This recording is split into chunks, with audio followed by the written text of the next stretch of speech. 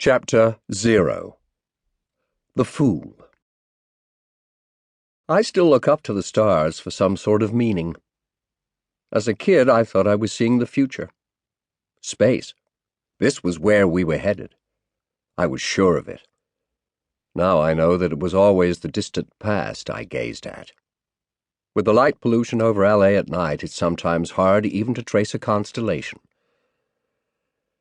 As a science fiction writer, I dreamt of other worlds and other possibilities.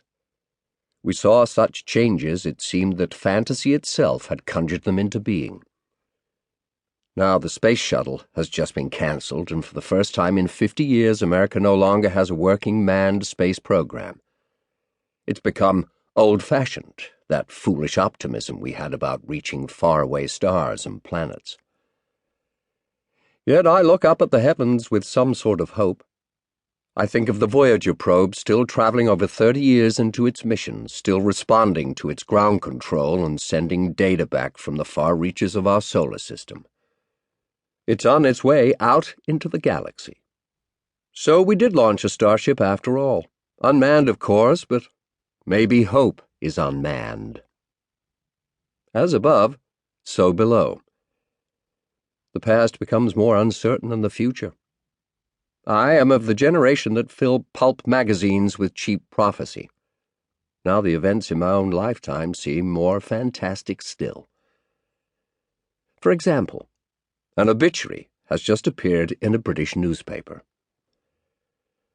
The Times, Tuesday, 24th September 2011.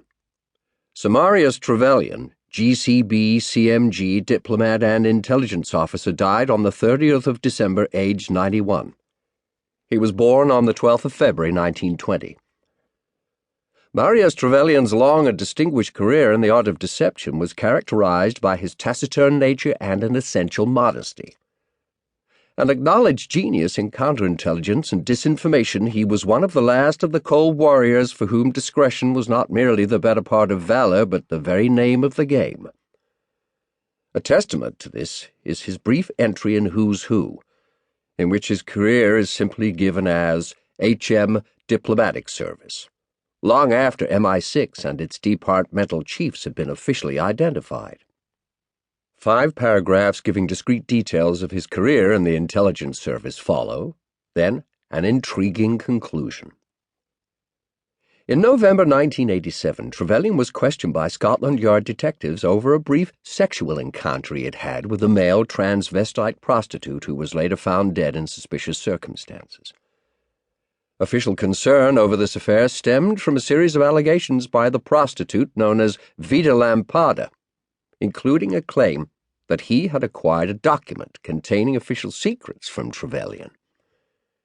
In the event, Ministry of Defense officials satisfied themselves that this episode had constituted no threat to national security.